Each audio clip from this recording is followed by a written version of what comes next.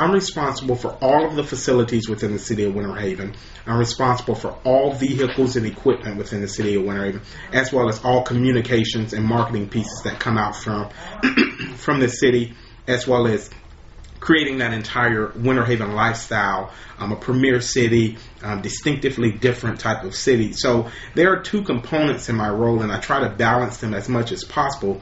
But the overall thing is that regardless of what type of title I hold or position I hold, it's always about making sure that Winter Haven is in a positive limelight. Even if I was a custodian for the city of Winter Haven, it's about making sure that I convey the message of the city of Winter Haven being a place that you want to live, work, and raise a family. The greatest joy about this particular job and working with the city of Winter Haven is that I get the opportunity to give back to the community in which I was born and raised in. It provides me the ability to touch the lives of citizens who have been here before, those who are here now, and those who will come after. One of the biggest challenges is that you're born and raised here, so everyone comes to you and expects for you to handle their issues or concerns right then and there, regardless of what it may take or the policies and procedures in place. So that's one of the biggest challenges.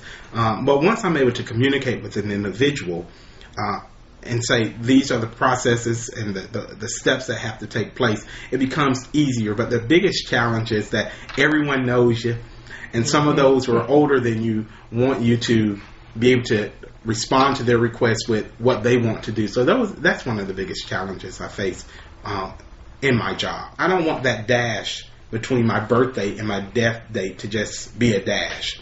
I want it to be something where people realize that I accomplished something, that I made a difference in society, that people are benefiting from what I've done for them, or just my character, being able to look at me and have integrity and say he has integrity. Those present limitations at the time through my 6th, 7th, and 8th grade time frame would have said that because of your grades, you couldn't be successful.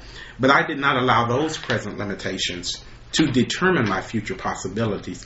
And to be honest, look where my future possibilities have brought me. It has put me into a very good position with the city of Winter Haven, that people work 10, 20 years to get to a very good salary that I'm able to provide for my family. And not only provide for my family, but to give scholarships back to the institution that gave me a college degree, to provide scholarships to young people. The quintessential part of my life that helps me to move forward is my faith. I don't down anyone because of their faith or their beliefs, but I believe that's instrumental in me being a humble individual, being an individual that believes in giving back, from mediocrity to excellence. So is that your motto, from mediocrity? Yeah, that's it. Everything I do, that's just the mantra of life. And sticking to that quote, don't allow your present limitations to determine your future possibilities.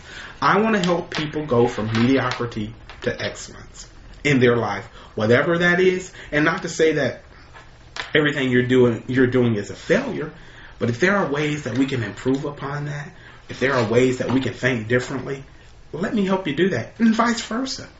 If you see that there are ways and things that I can do differently, ways I can help to change people's lives, communicate that and say, help me to take that next step, help me to move up the next level in my life, in my career, in my family life, in my professional life, in my spiritual life. That's what it's about. My hobbies are reading.